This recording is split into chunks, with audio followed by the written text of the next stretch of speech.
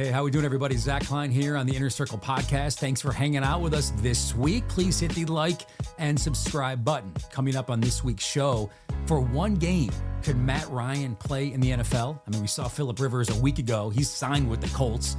But what about one game? Could Matt do it? Does he want to do it for a single game? And speaking of one game, what if Aaron Donald were to get 20 snaps, taking over for Micah Parsons in Green Bay, for example? How many sacks would AD have in 20 snaps? He discusses that.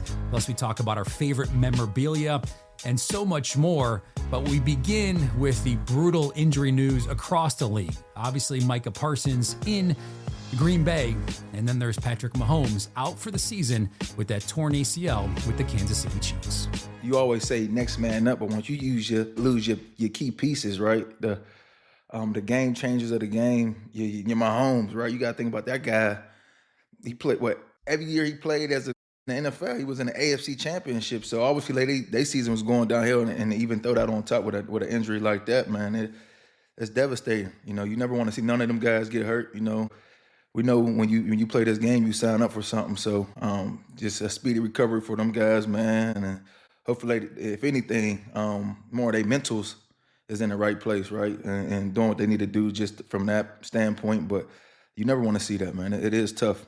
I think about, the different situations too, where Patrick and tearing your ACL, at the end of the game, at the end of the part of the season where you're still in it and you still have a chance, and then they get officially eliminated from, playoff contention. And that, it sucks. I mean, because you're at that space where you're already thinking about next season and what we're going to be. And then you have to go through this reset, rehab process, and what timing you're going to be back. Is that going to be September? Is it going to be in October?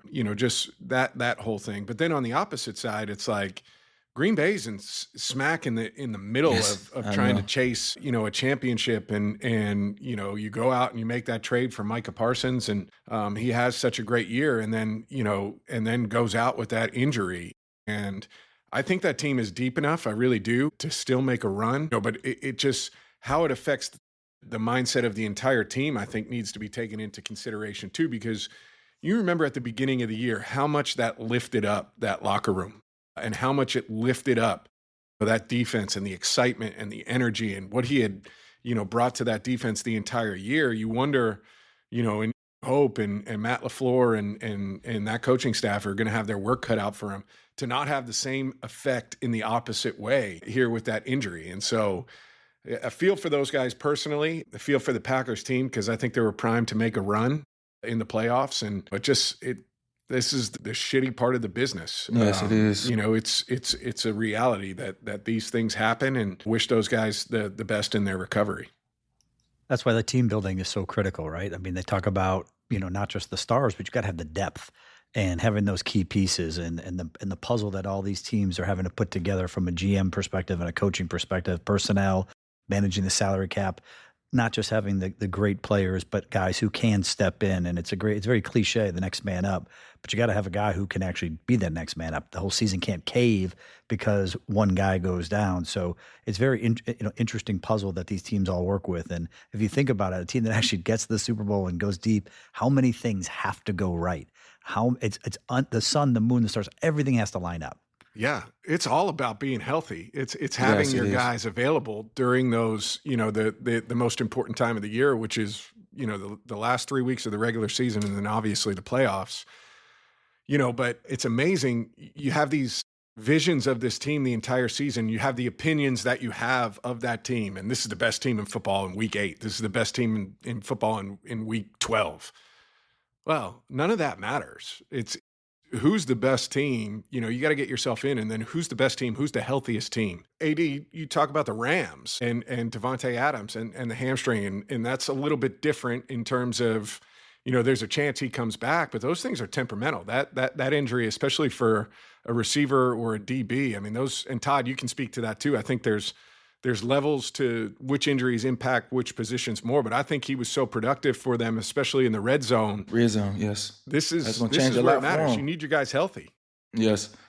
Definitely going into a big Thursday night game this week too, man. So it sucks, but again, depth is everything. Next man up mentality obviously is going to be a change. It's different. It's always say next man up. I know that's cliche. Everybody say that, but having your guys out there, it's a comfortability. I know when I was playing, right, it was a game that Ramsey wasn't playing, right? It was like, okay, next man up. But just knowing that guy's not there, it's like, all right, I put a little bit more stress on me. Maybe I got to do a little bit more. But when you got your guys out there, it's a comfortability. Like, all right, we got playmakers there that's going to do things. Like, it's just the comfortability of knowing your guys and what they can bring and what they can do. Not saying that the next man can't do that, but when you got your top tier guys, man, it just, you just know. Like, if my quarterback was Matt Ryan, like, not saying that the backup quarterback can't, but he's not Matt Ryan, right? It's the comfortability in knowing when that guy's on the field, we always going to have a chance, right? So when you lose pieces like that, man, it's tough. It's going to affect the team some way, somehow, but you still got to play the game, right? You still got to battle. You got to still find ways to be productive, still find ways to win games, man. And that's just the nature of the NFL, man. It can be one hell of a business, but it can be one, a tough one too. So what are you saying, Aaron? Like, if a key defensive guy goes down on your team and you're another key defensive player, what are you saying to your team? How are you handling that in the locker room at this point in the season when it happens? And then what happens if the guy stepping in for that guy, what are you doing with them, whether he's a vet or whether he's a young guy? How are you instilling confidence in him and just kind of support in that whole process? Me personally, I'm telling the guys, we got to bowl, we got to do a little bit more, right? And whoever's taking that position, that place of a guy that's down, you want him to have the most confidence in the world that he's going to dominate. So you keep putting that into his ear. You let him know you ride with him. If that's at practice, anything you do, I always tried to bring the energy at practice when guys make plays, like if we was in a game. Like, you make a big play at practice, an interception, I'm running down, I'm jumping, smacking your head, getting excited about it, because you want guys to understand what you're doing at practice is going to translate what you do on the field. So you want them to have that confidence right away, right? So, it's going to be different for them, right? Being a backup guy, now you about to be primetime games and meaningful games. These are all meaningful games now. So you want these guys to have that confidence. You want to keep letting them know that you ride with them, you with them, and then understanding you losing key pieces to your team that, we gonna hold you down while you gone. We gonna do what we need to do to continue this success that we're having. So you just try to be positive, man. That's all you can do, right? And just do your part. I think AD makes such a good point that it's almost like you got to make these guys believe that they can do it, before they're really there. I think everybody thinks that every NFL player is extremely confident, and just has this incredible self-belief and is completely comfortable getting thrown into different roles. And it doesn't work like that. And I think getting to know your teammates, Todd, you talked about it, that team building, part of it is understanding what their personality types are. How am I going to get this guy to believe that he can actually do this, that he can play free and play confident? And that goes to, what you're doing in practice, how you're dealing with them in practice. And then I think it comes down to real conversations that the coaching staff has to have about, hey, what adjustments do we need to make? Because, if you lose a guy like AD or you lose Micah Parsons, you're not able to replace them with one player. It's got to be a collective effort of scheme, multiple different players stepping up and putting different people in positions to be successful. I think we talk a lot about the depth, but I think the ability for coaching staffs to be able to adapt and improvise, and have an understanding of what some of those role players, some of those backups can and cannot do, and put them out there in position to be successful. I think that part of it is huge too. Yes. There's so much I want to dive into this because Matt, you brought up such a great point about what it does to the locker room. But here you have the Kansas City Chiefs, as AD mentioned, out of the playoffs for the first time in the Mahomes era. They're going to a backup quarterback. And you've mentioned time and time on this podcast before, hey, now is the time to put things on tape. You still perform, you still get after it. We got nothing to play for except, pride and, put things on tape. But the Packers, Matt, as you said, they're a game behind the Bears, who they play this week without their star. Now, it's not the quarterback position, but how do you make sure that it doesn't deflate you? It doesn't give up on our dreams and our ultimate goals. Is that the guys? Is it the coaching staff? Is it a team meeting saying, because it's such an impactful player who had such an important piece and role with this team?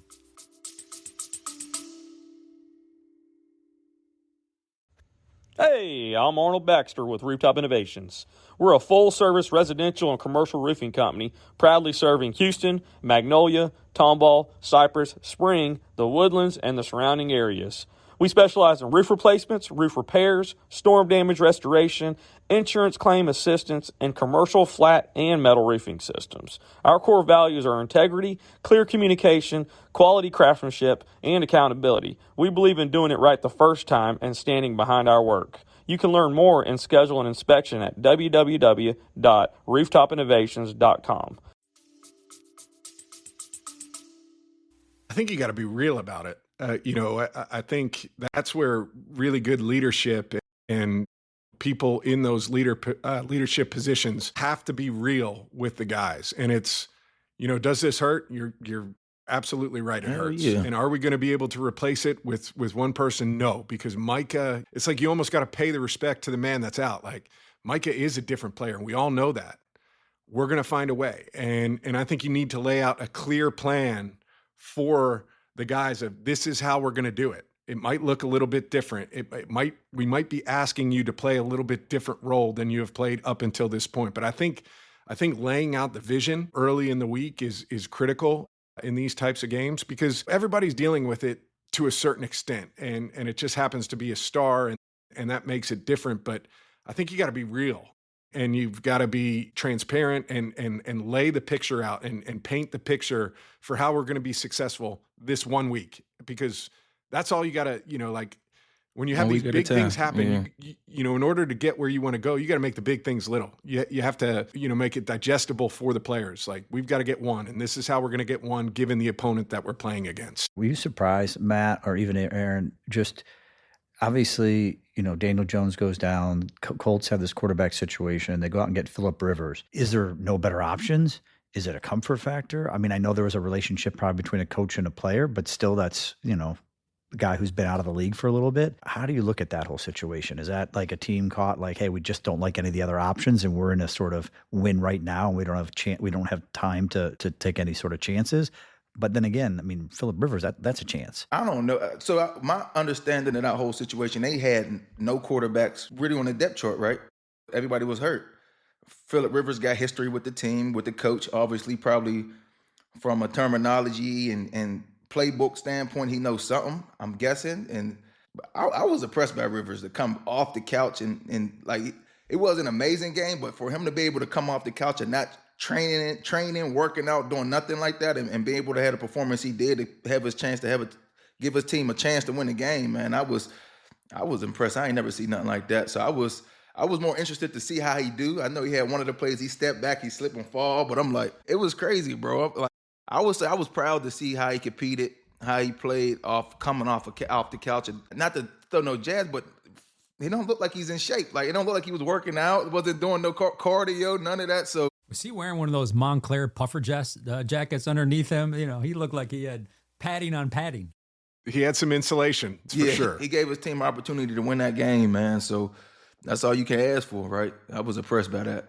Yeah, I mean, Todd, to your point, surprised? Yeah, of course. I think everybody was surprised. Everybody was, given that he had been as removed, basically 5 seasons removed from playing his last game. I did have the stat. It was 1,800 days from his last start to that start. And you think about that, man, that's a long, long time. Yeah, it is.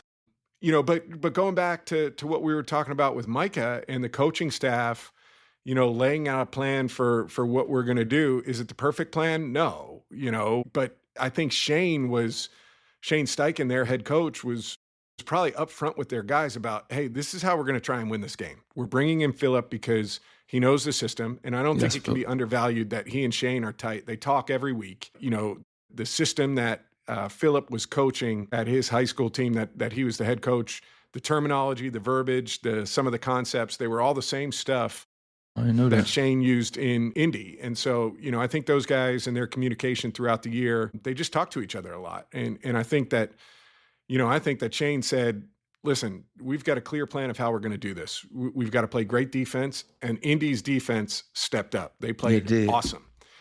And then offensively, we are going to run the football. And they did. Jonathan Taylor, and Abdullah, they both, shouldered the load offensively. And then our passing game is going to be screens. Yes, it's going to be short quick passes. game.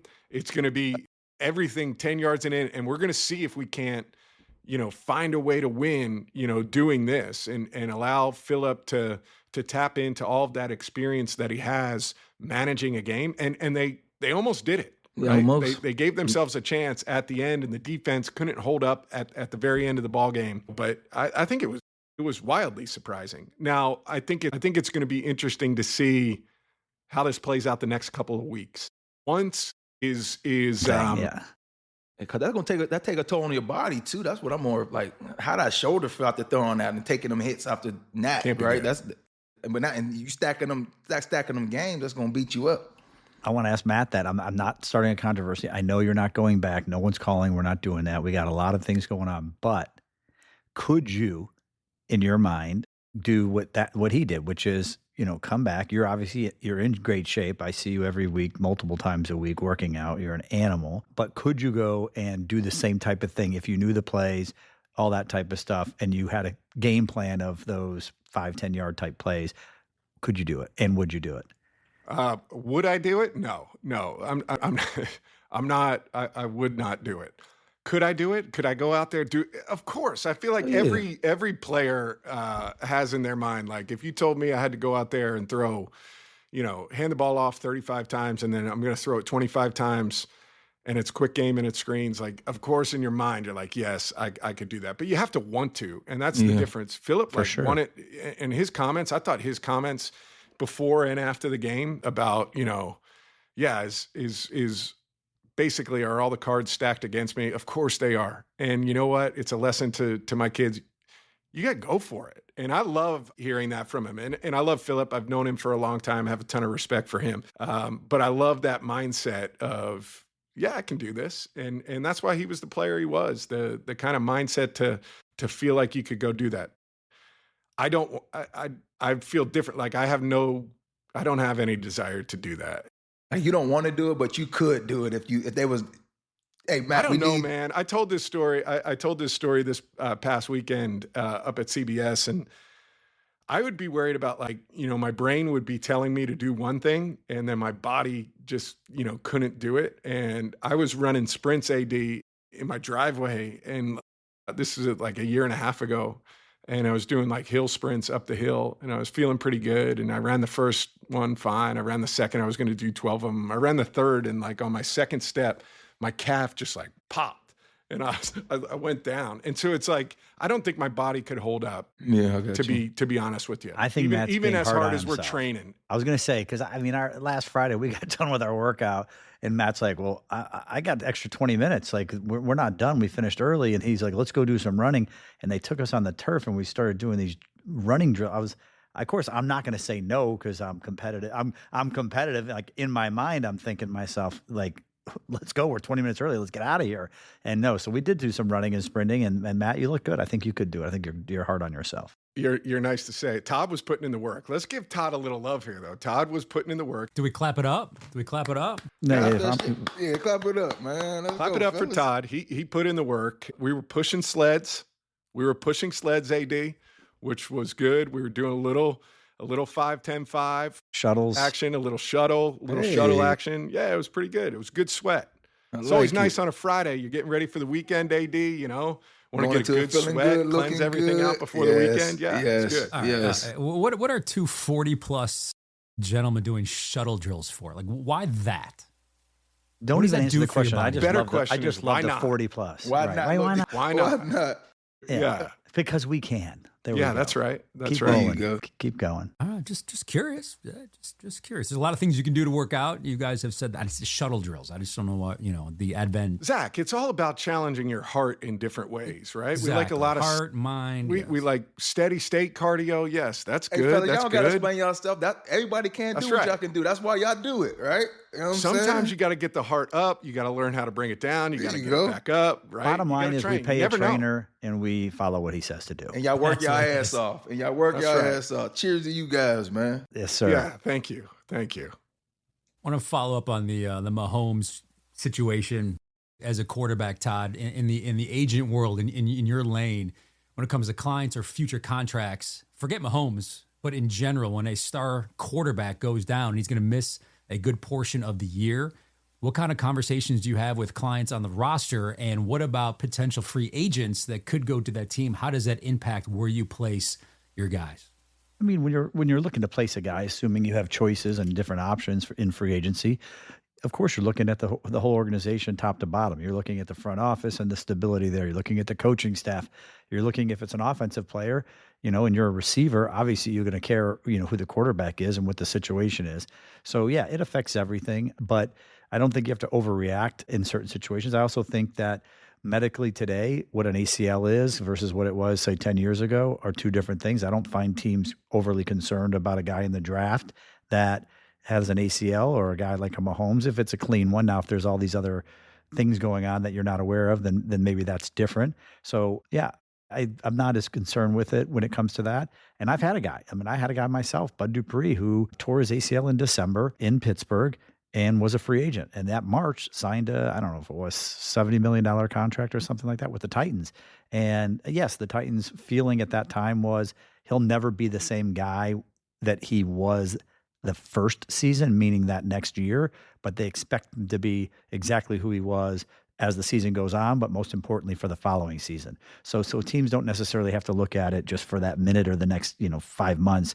They're looking at it in a bigger view. And if they get the right player with the right value, then they trust the doctors, and that's where everything comes into play. I'm interested from all of your perspectives. This is from Sam Block, the Block Spot. He threw out this. Micah Parsons, torn ACL. Patrick Mahomes, torn ACL. Nick Bosa, torn ACL. Malik Neighbors, torn ACL.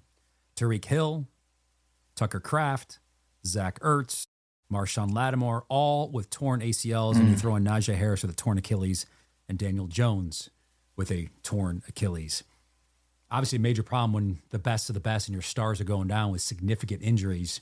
And those are just names, by the way. There's so many others. Yes. The linebacker in Baltimore tore his ACL this year. My center in Cleveland, starting center, tore his Achilles. There's more guys, but yes, keep going. Sorry. Is it just bigger, stronger, faster, demanding more? Is it just a freak thing? From your perspective, guys, what do you read into that? That's loaded. You'd have to see. I haven't looked at this, but Todd, you may have more info on this, but you'd have to see the data. Is it happening more frequently than it has in the past? ACLs, I feel like, even when I was in college, you were going to see on your own team probably 3 or 4 of those a year, right? Whether that was in, spring practice, whether it was in training camp, whether it was during the season, maybe more, but you were going to see that. I feel like the one I'd like to see the data on, and I have not, I feel like the Achilles is happening more frequently now. And Todd, I'd be curious, what your thoughts are on that. But it feels like the Achilles is happening more frequently now than anything else. I don't have the stats on that, but I will say I definitely this year had more guys that had some sort of calf injury. And I was actually trying to talk to them all because I was trying to say, like, what shoe are you wearing? What surface are you doing? Like, what extra drills? Because is it the sock? I was trying to figure out something because I've never had more guys than this year, and specifically all D linemen, right? They all had dealt with something. I swear I had 5 or 6 of them that were all dealing with some sort of calf issue. And I just was like, that's just so weird. I've never really had that before. Same position, same type of injury, different levels of that injury. And so there was no sort of common thing, but I was curious because it could be shoes. It could be, a sock thing. I don't know, surface. Not sure what it was. And I couldn't come up with anything. So I don't know all the analysis and stuff, but that was a common thing for sure this year. I think it's just one of them things. It just happens. Because you can go by, is a guy stretching enough? Because sometimes they say stretching help with that, but sometimes they say if you stretch too much, it can happen. So you just don't know, right? Playing the game, it's like for Micah, he was on a grass surface. He put his foot in the ground, and then that happened. It just happens, man, I guess. So I don't like to overthink things and be like, well, maybe was I taking too many steps at practice, doing too much at practice? Was I not stretching enough? Was I stretching too much? Like in this game, man, you just play and I was blessed to play from 5 to the day I was 32 years old and never had no real serious injuries, but a high ankle sprain I needed to get surgery on, and I was in my 9th year in the NFL. So I was blessed to never, experience none of that. So I don't even know how that recovery process is. I seen guys go through it. From a mental standpoint, I knew what they was dealing with. So I'd be more worried about the guys' mental side of everything, right? I know they're gonna do what they need to do for a physical aspect of getting themselves back together, but that could be tough for a guy that that want to be playing like a Micah, right? And this happened. It's like, why me, right? You keep questioning yourself. So it's more like you want them guys to stay mentally where they need to be, understanding like you'll be back better than ever. Had that confidence that that everything gonna be out. Everything happened for a reason. I know people always say that, but you sometimes you gotta put it in God's hands, man. Well, AD, let me follow up on that, because let's say Todd and Athletes First comes out with this data and they say, yes, we have found that it's a higher percentage in the certain sock or the certain cleat or the certain, and they give you that information. Would you be inclined to change? You got to think they got so much data on everything. At practice, we practice with chips in our backs and in our shoulder pads and everything. So they got the data. So if they was to figure something out like that, and you'd be like, oh, it's the cleats you wearing or it's the sock you wearing. I don't think it'd be a sock, but if they get that data and it shows, then hell yeah, why wouldn't you change and put yourself in the best situation and stay away from serious injuries like that to make sure that you're on the field? So they do have that data. Hey, share it with the world so they know what they need to do. Right? And there is all of this. The teams are doing this as well, right? Like it's nobody wants people to stay healthy more than their own agent and 100%. The team that they're playing for. Yes. And so, they invest in research and technology and all of those different things. We used to do foot scans. We'd go in and we would do a foot scan and, they would take like a 3D analysis of your foot and your gait and how you walked and which cleats made sense for you. And, you would get into a spot where, I like the look of this cleat, and they're like, dude, you can't wear that one. Yeah, that's what I hate that. That is not the one. That is not the bottom for you, So there is serious investment from everybody and data in trying to keep guys, as healthy as possible. The problem is the sport is so demanding of you physically that no matter how much research you do or how much training you do or all of those, like this is the inevitability of playing football. So in your heart of hearts, think that it was based on what you said, Matt, in your heart of hearts, you think if there is overwhelming evidence to the league owners that it is safer to play on grass, those with synthetic turf would kick it to the curb and bring in grass. If there was overwhelming data that proved that it was safer. Yeah, and they say that there's not. I mean, right. we talk about both those ACL injuries of Patrick Mahomes and Micah Parsons. Both happened on grass. On grass. And so with no data behind it, I don't think they're going to be inclined to change. But yeah, in my heart of hearts, if there was hard data, I do think that. I think that. But, maybe I'm wrong. Yeah, because they always found the ways to keep guys healthy.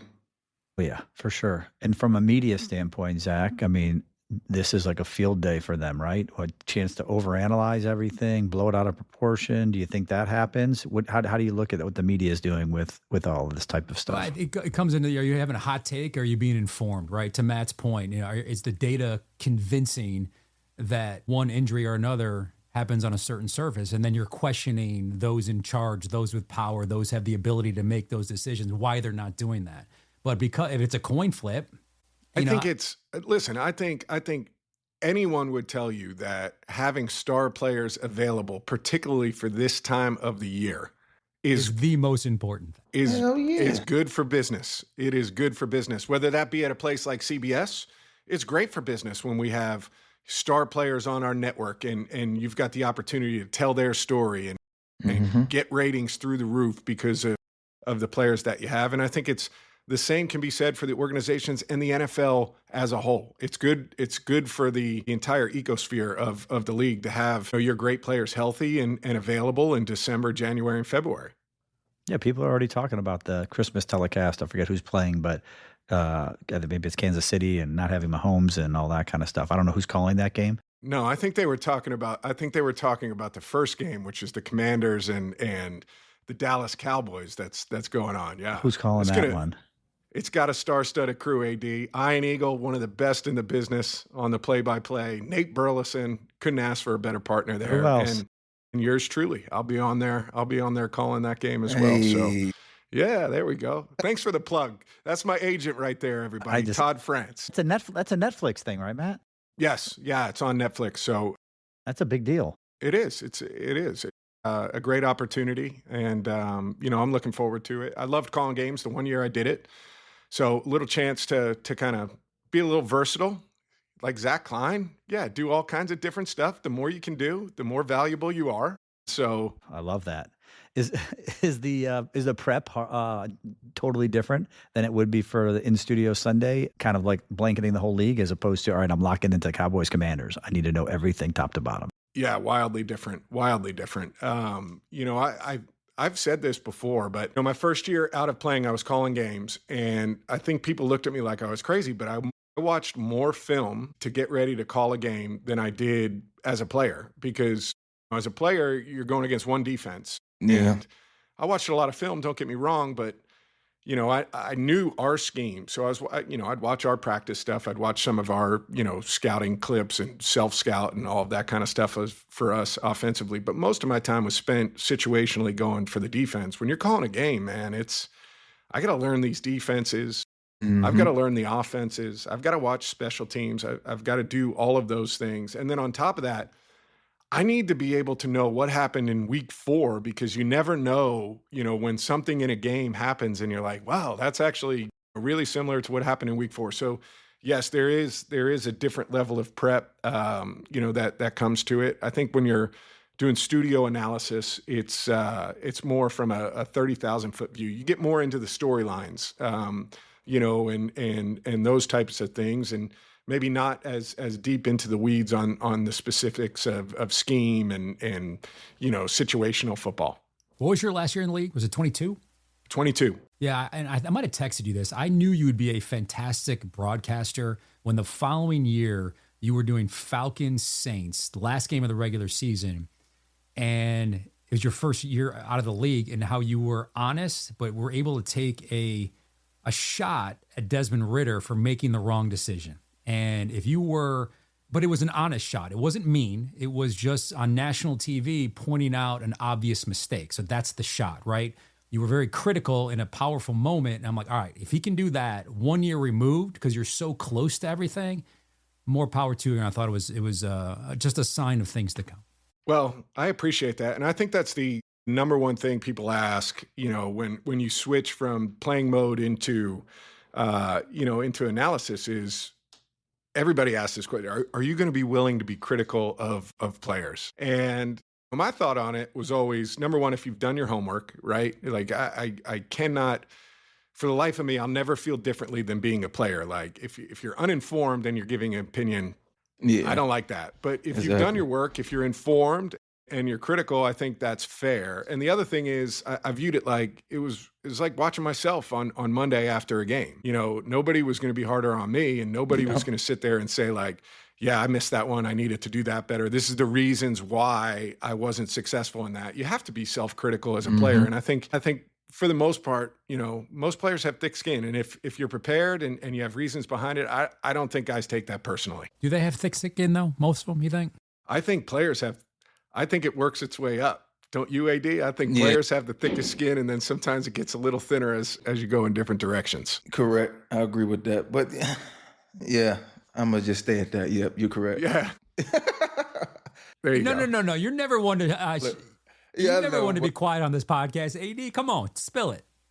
I'm just saying that for me, it's not always the players that need that ain't got the thick skin, So, What are we talking about? When you're around this league long enough, you'll see things, you'll be around things. Let me say this, you got guys that's a little emotional, but for the most part, your players is pretty got some thick skin. Sometimes you go into like with the coaches and certain coaches you have, and don't be the ones to be a little too emotional, man. Like, relax your ass down some, but I think everyone's under the microscope, though. So, I think you have to have thick skin. I mean, Aaron, absolutely, as good as he is and as amazing he is, and Matt, and as amazing you are, there's still going to be people you're still human beings. And it's frustrating for people who are going to rip on you, and anyone who has two thumbs and can sit there and type a tweet, and they're not informed and they're not making the right thing. Same thing on the agent front. People have agendas. They want to say this about a contract, and they put it out there with a media guy just to, hey, put this out there, say this, I'll hook you up with another story, because they want to use it against me in a recruiting.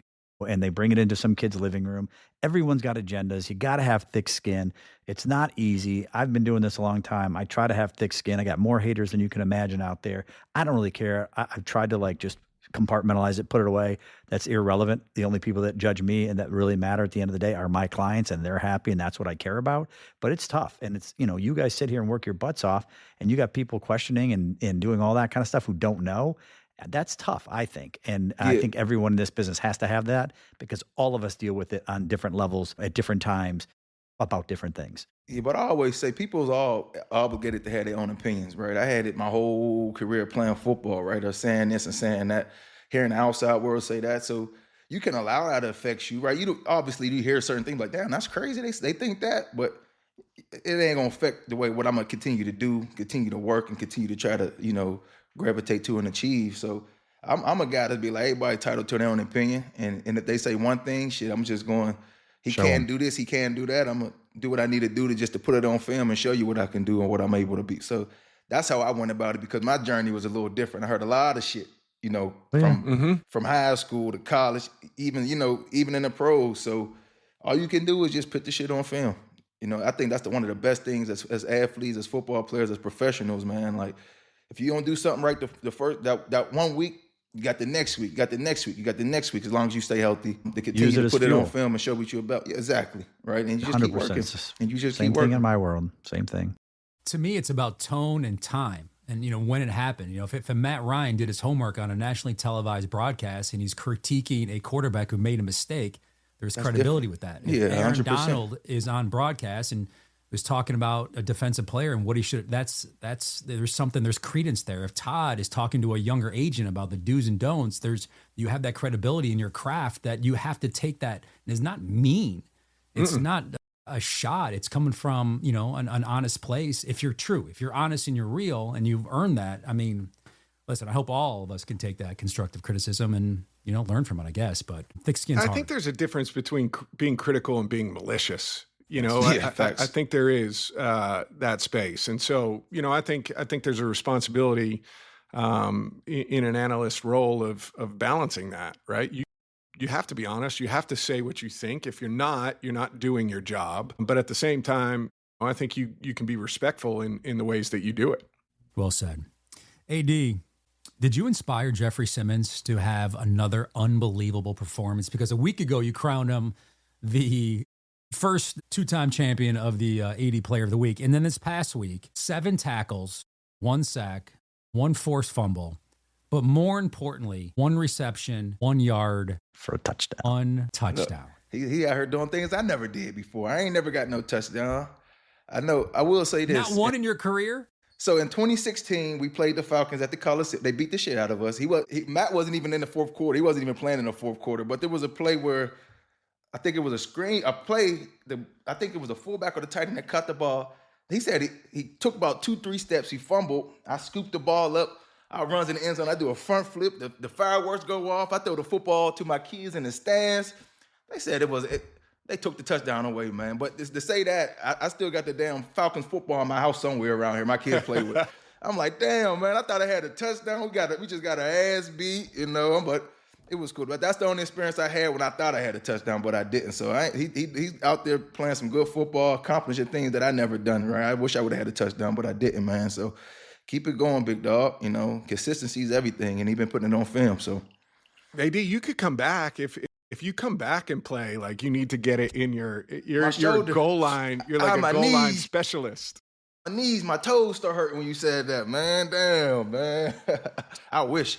I want to get this straight. You have a touchdown, non-touchdown game football in your house. In my house. Yep. Love it's that. The Falcon, it's the Falcon It's a touchdown football. in his book. It's a touchdown in his book. Can't tell him any differently. You should have seen it, though. I did the front flip. I rolled. I see the kids. I gave my kids the ball like this, too, like out the fingertips. I'm like, They wiped the touchdown away. We still got the football. My kids I just seen it. It's probably in the playroom somewhere, man. My kids was just playing with the ball. They took the ball out of the display case and they're using it? I got a bunch of game balls all over my house just thrown everywhere, bro. So I put them in the stand. It's the same in my house. I'm like, God damn. They just all vanished. They everywhere around the house now. So it is what it is, man. It's the kids' game balls. I wasn't a big memorabilia or like milestone saver, but I do have a bunch of stuff in my office and all over the place. And I have seen like game balls with the name painted on it and like certain stuff thrown on our driveway with road rash on it. And I'm like, they don't care. My kids don't care. It's like the NFC Championship balls and shit like that. They try to be like, hey, y'all can get any, don't touch these ones. Or my Super Bowl ball, we got signed by the whole team. I'll put that on the top. Don't touch that one. Because I caught them playing my Super Bowl ball. I'm like, oh, hell no. Let me get that one. So they don't know. They just, hey, I love my babies, but golly. So I have the last helmet I wore as an Atlanta Falcon, like the last one. It's pretty cool, right? Like, your final one. I have a bunch of helmets from throughout the years, but the last one is in the playroom in our house. We've got like a bunch of different helmets like laid out. My kids put it on all the time, like bang their head on stuff. And I'm looking at it, I'm like, I probably should take better care of that, but it's your kids, man. Yeah. It's the beauty it kind of humbles you. You see them take these things that are, meaningful maybe milestone moments. Yeah, and exactly. They do whatever they want with them. It looks like they can't touch the game balls behind you now, though, Matt. Those look like some special balls. Like they ain't coming in that office, are they? No, nah, I mean, they can come in. Nah. There's a few of them up there that are a little bit different, but just out of reach. Yeah, just out of reach. Todd, what about you? You got a nice home office at your compound. What do you got? You got some signed gear that you keep framed on the walls? My girls could care less about any of that stuff, but you like there's got to be some cool stuff there. You got. I have mine is dominated by autographed Michael Jordan stuff. All right, pretty good. Yeah, it's very valuable. Yes. Hey, Matt, you got time for hit us with a 2-minute drill? Yeah, let me get the clock rolling. You guys ready? Yeah, let's do it. Let's do it. Stopwatch is on. All right, we're going to go. Let's go Todd, Zach, AD. All right, ready? Here we go. It's rolling. All right, Todd. First question. I'm very curious about those calf strains and the studies you did after I was running up that hill. What did you find about the sneakers? Is there anything I can do to change my training? No, I think you're doing good. I think you just need to stretch a little bit more in the beginning and maybe not do the 12 hills that you were planning on doing. I think maybe just work your way up.